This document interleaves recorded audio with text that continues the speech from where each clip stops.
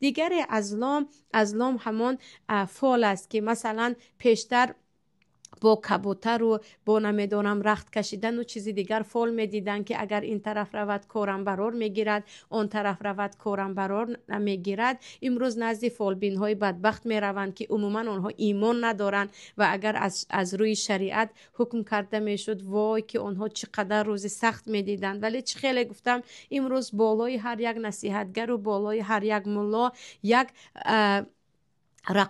ببخشید یک نفری هست که نظارتگر هست، رقیب هست. اما این همه فالبین و این همه قمارباز و این همه چیز دیگر است که آنها آزاد هستند، در دموکراسی زندگی میکنند. گویا دموکراسی فقط برای انسانهای فاسق است و انسانهای مؤمن از آن دموکراسی نباید استفاده کنند.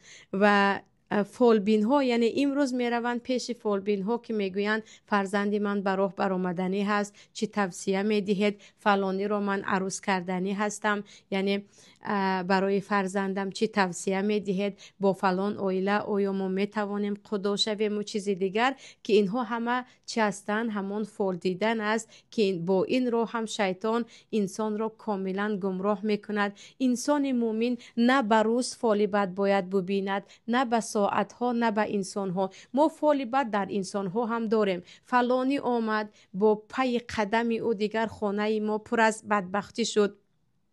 فلان عروس رو من کلین کردم، از روزی که آمده است فقط شوم است و بدی هست. یا اینکه با گربه سیاه گذشت. یا در جایهای ما در اشت اگر وقتی بوم می آمد پرنده میگفتن این پرنده وقتی آمد بدبختی می آورد، آن را با سنگ بزنید و بدبختی را در یک پرنده می دیدن. بعضی ها حتی با پریدن چشم من پریده ایستاده است یا خبری ناخوش می شود. بعضی ها می گویند کاسه شکست، خبری ناخوش می شود. اینها همش ازلام است که تو بدبختی را در همین چیز می بینی، دلت سیاه. بعضی ها دیگر داده شده هستند به خواب، هر روز یک خواب بد میبینند و به همون خواب بد نگاه کرده روزشان را کاملا سیاه میکنند. چه خیلی گفتم فال بد دیدن این همه از شیطان است و مؤمن باید متفائل باشد، یعنی خوشبین باشد. خواب بد از طرف شیطان است، ضرری نمیرساند. گربه سیاه گذشت یک حیوان است، باکی ندارد.